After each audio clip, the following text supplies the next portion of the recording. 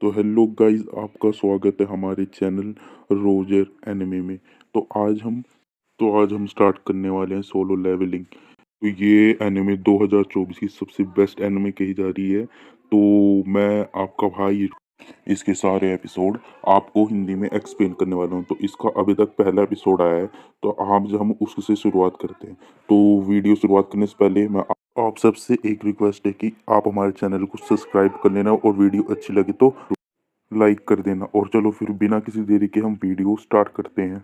तो एनिमे की शुरुआत होती है 3 साल पहले से, जहाँ कुछ ई रैंक हंटर्स वो होते हैं जो काफ़ी लो ग्रेड के हंटर्स होते हैं, हम मिशन के लिए भेजा होता है। तो यहाँ पे इनका सामना होता है एंड टाइप मॉन्स्टर से। ये जो एंड टाइप मॉन्स्टर होती हैं, इनसे काफ़ी ज़्यादा ही पावरफुल होती है। इनसे इनको लड़ने में बहुत ही ज़्यादा मुश्किल हो रही होती है।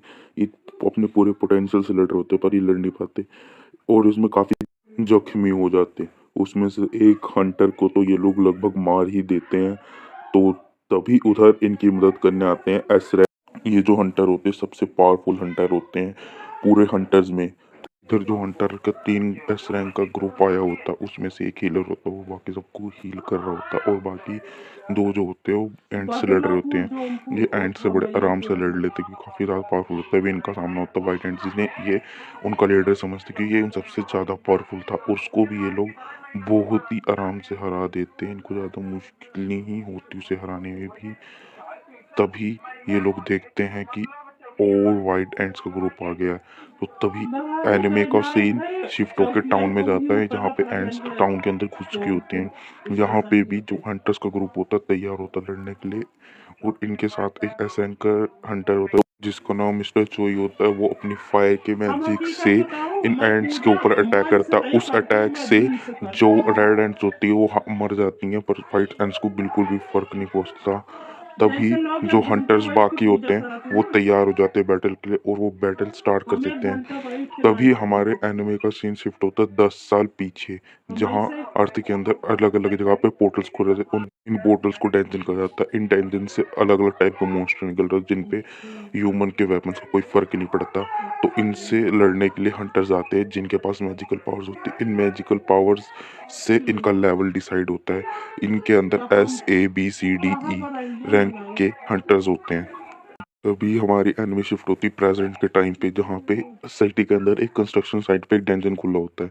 वहाँ पे हंटर्स आए होते हैं। उनमें एक हंटर होता है पार्क, जो अपनी जॉब से बस हंटर की छोड़ चुका होता है, पर वो आज के लिए आया होता है। तभी हमारे मेन करेक्टर जिनवू की एंट्री होती है, जो जो है तो मेन करेक्टर पर पूरे वर्ल्ड में सबसे कम पावरफुल होता है। इसका रैंक जो होता है ई होता है, क्योंकि ये बहुत ही कम पावरफुल होता है। तब भी ये हंटर की जॉब कर रहा होता है और बाकी सब हंटर्स देख के जिन्हों को खुश हो रहे थे। तभी पार्क मिस्टर कीम से पूछते सबसे पावरफुल हंटर कीम बताते नहीं तो सबसे कम पावरफुल हंटर है। तो इसलिए खुश हो रहे होते हैं कि जिन्हों आया तो मतलब हमारा मिशन कम मुश्किल वाला है। ये बातें सुन लेता तभी इधर मिस जूही भी आ चुकी थी। जो मिस जूही होती है वो इनके ग्रुप में हीलर होती हैं और ये जोनवो के साथ कई सारी मिशंस पे जा चुकी हैं। तभी एक इधर हंटर आता है और बोलता है कि मैं तुम्हारे ग्रुप का लीडर हूँ, क्योंकि वो इन सबसे ज़्यादा पावरफुल हंटर होता है। तभी फिर सारे धीरे धीरे करके पोर्टल में जा जिन वो भी पोर्टल के अंदर जाता है। उसके पास एक चाकू होता है जो ज़्यादा पावरफुल नहीं होता, वो बहुत सस्ता होता है। हमें हंटर एसोसिएशन का हेडक्वार्टर दिखाया जाता है और उनका लीडर गो, जो गवर्नमेंट से मीटिंग करके आया था। जो गवर्नमेंट होती है वो इनसे मैजिक स्टोन मांग रही होती है। मैजिक स्टोन वो होते हैं जो इनको उन मॉन्स्टर्स को मार के मिलते हैं। हंटर्स इन स्टोन को बेच के पैसे कमाते हैं। और इधर फिर जिन्होंने एक ई रैंक मॉन्स्टर को मार दिया और उससे एक ई रैंक स्टोन मिल चुका। इधर पीछे आके एक और ई रैंक मॉन्स्टर उससे पे हमला कर देता है, पर जिन्हों उससे बचने के लिए अपने चाकू का यूज़ करता है। वो चाकू पर उस लड़का टूट जाता है और वो मॉन्स्टर जिन्हों पे अटैक कर देता है, जिससे जिन्हों काफ़ी ज़्यादा घायल हो जाता है।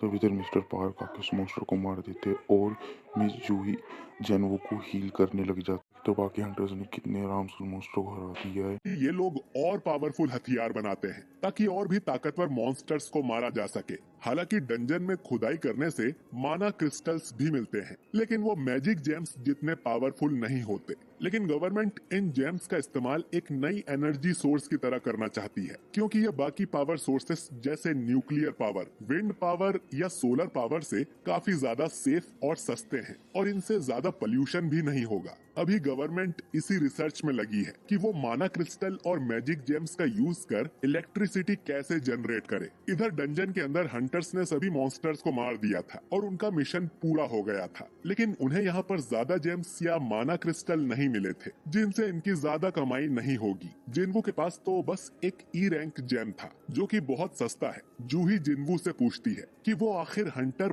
बना ही क्यों, क्योंकि इस तरह तो वो जल्द ही किसी दिन मारा जाएगा। तभी इन लोगों को यहाँ पर एक सुरंग दिखाई देती है, यानी कि इस डंजन के अंदर भी एक डंजन है, जो कि काफी अजीब बात थी। कैप्टन बताता है कि उन्हें इसके बारे में हंटर एसोसिएशन को बता देना चाहिए, लेकिन बाकी हंटर्स कहते हैं कि उन्हें इस सुरंग में जाके बाकी मॉन्स्टर्स को भी मारना चाहिए, जिससे इन्हें और ज्यादा जेम्स मिल सके। और वैसे भी ये डी रैंक का डंजन होगा, तो उन्हें डरने की जरूरत नहीं है। अब कैप्टन सभी से वोट लेता है कि उन्हें अंदर जाना चाहिए या नहीं। आधे लोग इसके लिए हाँ करते हैं, जिससे वोट टाई हो जाता है। अब सिर्फ जिन्वू का वोट ही बचा था। जिन्वू के फादर लापता थे और उसकी फैमिली में कमाने वाला वो अकेला है। उसकी माँ हमेशा बीमार रहती है और उसकी बहन को कॉलेज जाना है। इन सब चीजों के लिए ही जिन्वू इतना जानलेवा काम करता है और वो भी सुरंग में जाने के लिए हाँ कर देता है। हंटर्स एसोसिएशन में भर्ती होने के लिए पहले इन्हें एक टेस्ट देना होता है, जिससे इनकी मैजिकल पावर्स के बारे में पता चलता है और फिर उसी के हिसाब से इन हंटर्स को रैंक दी जाती है। फिर अलग अलग कंपनीज इन हंटर्स को हायर करती हैं। इन कंपनीज को गिल्ड कहा जाता है। मिस्टर चोई भी हंटर्स गिल्ड का मास्टर है और वो अपने आदमी से कहता है कि टैलेंट्स देखकर ही वो हंटर्स को हायर करें, चाहे उनका एज या जेंडर कुछ भी हो। उनके गिल्ड में चाहीन नाम की एक हंटर बहुत ही ज्यादा टैलेंटेड है। इसके बाद हम देखते हैं कि दो चोर एक लड़की का पर्स चुरा के भाग रहे थे। अचानक ही उनके सामने एक लड़की आ जाती है जो और कोई नहीं बल्कि चाहीन थी और ये एक एस रैंक की हंटर है। चाहीन हवा में उछलकर उन चोरों से वो पर्स छीन लेती है और चोरों का एक्सीडेंट हो जाता है। चाहीन काफी सुंदर और फेमस थी। जल्द ही उसके आसपास लोगों की भीड़ जमा हो जाती है और सभी उसकी तारीफ करने लगते हैं। इससे चाहीन काफी शर्मा जाती है और वहाँ से उछलते हुए चली जाती है। शायद इधर हंटर्स गुफा में चलते जा रहे थे। जिन्वू जूही से माफी मांगता है क्योंकि उसकी वजह से जूही को भी अंदर आना पड़ा। जूही उसे काफी डांट लगाती है क्योंकि अभी वो मरते मरते बचा है और फिर भी उसने एक और डंजन में जाने के लिए हाँ कर दी। अगर टीम में कोई हीलर ना हो तो जिन्वू का जिंदा बचना नामुमकिन है। जिन्वू जूही से माफी मांगता है तो जूही कहती है कि वो माफी के लिए उसे डिनर डेट पर ले जा सकता है, जो सुन जिन्वू थोड़ा शर्मा जाता है। सुरंग के आखिर में इन्हें एक बड़ा सा दरवाजा मिलता है जिसे खोलकर ये लोग अंदर जाने लगते हैं। इधर प्रेसिडेंट गो नए भर्ती हुए हंटर्स को बताते हैं कि 10 सालों के बाद भी इन्हें पोर्टल्स के बारे में ज्यादा कुछ नहीं पता है। कोई नहीं जानता कि डंजन में कब क्या हो जाए और हंटर बनना एक काफी रिस्की काम है। भले ही ये कितने मिशंस भी कंप्लीट कर लें, लेकिन इन्हें हमेशा चौकन्ना रहना चाहिए। जिंदा रहने के लिए यही सबसे इम्पोर्टेंट है। दरवाजा खोलकर ये लोग एक बड़े से कमरे में आते हैं जिसके अंदर ढेर सारे स्टैच्यू रखे हुए थे जो कि सैकड़ों साल पुराने लग रहे थे। कमरे के बीच में एक बड़ा सा स्टैच्यू था जो किसी तरह के सिंहासन पर बैठा हुआ था, लेकिन कमरे में इन्हें कोई भी मॉन्स्टर नहीं दिखाई देता है। कमरे के बीच में किसी तरह का मैजिक सर्कल बना हुआ था और एक पुतले के ऊपर कुछ लिखा हुआ था। कैप्टन पढ़ता है कि इस जगह का नाम कार्टेनॉन टेम्पल है और यहाँ आए लोगों को पहले गॉड की पूजा करनी चाहिए, फिर गॉड की तारीफ करना चाहिए और जो लोग इस बात को नहीं मानेंगे वो यहाँ से जिंदा वापस नहीं जा सकते। तभी जूही जिन्वू से डरते हुए कहती है कि उसने एक स्टैच्यू की आंखें हिलती हुई देखी हैं। तभी इस कमरे का दरवाजा अपने आप बंद हो जाता है और अब ये सभी लोग यहाँ फंस गए थे। अब एक हंटर दरवाजा खोलकर यहाँ से भागने की कोशिश करता है, लेकिन तभी उसके पास वाला स्टैच्यू अपनी कुल्हाड़ी से उस आदमी को काट देता है। ये देख सभी लोग बुरी तरह से डर जाते हैं कि वो स्टैच्यू हिल कैसे सकता है, और अगर एक स्टैच्यू हिल सकता है तो इसका मतलब है कि यहाँ मौजूद सभी स्टैच्यू जिंदा हैं। जिन्वू भी ये देखकर डर गया था। वो सोचता है कि डी रैंक का हंटर चुटकी में मारा गया तो उसके जैसे ई रैंक का क्या होगा, और ये स्टैच्यू तो बहुत पावरफुल है। मतलब ये कोई लो रैंक डंजन नहीं है और इसका मतलब है जूही सच बोल रही थी। जिन्वू फिर से अपने पीछे वाले स्टैच्यू को देखता है और वो भी जिंदा था। जिनवू इससे पहले भी काफी बुरी सिचुएशन में फंस चुका है। वो अपने पहले रेड मिशन में ही अपनी टीम से अलग हो गया था। उसे एक ई रैंक के मॉन्स्टर ने घायल किया था और वो काफी हफ्तों तक हॉस्पिटल में पड़ा रहा। एक बार तो वो एक भूल भुलैया में अटक गया था और भूख प्यास से ही मरने वाला था। लो रैंक डंजन में जाना भी उसके लिए जिंदगी और मौत का सवाल है। लेकिन जिनवू के पास तो सिर्फ एक सस्ता चाकू था और उसके टूटने के बाद जिनवू खाली हाथ है। उसके जूते भी फट चुके हैं। इतनी खतरनाक जॉब करने से भी जिनवू ज्यादा पैसे नहीं कमा पाता, लेकिन जिंदा बचे रहने के लिए वो हर समय चौकन्ना रहता है। उसके आसपास क्या चल रहा है वो बारीकी से ऑब्जर्व करता है और उसने जो एक मॉन्स्टर मारा था वो भी ऐसे ही चुपके से मारा था। स्टैच्यू की आंखें लाल होते ही जिनवू सभी से नीचे झुकने को कहता है। उसकी आंखों से आग निकलती है जिससे एक हंटर वहीं पे जल के राख हो जाता है, पर जिनवू खुद को और जूही को बचा लेता है। सभी लोग बुरी तरह से डरे हुए थे। जिनवू सोचता है कि ये सब क्यों हो रहा है, यहाँ से बाहर जाने का कोई रास्ता नहीं है, यानी कि वो भी मारा जाएगा। और ये एपिसोड यहीं पर।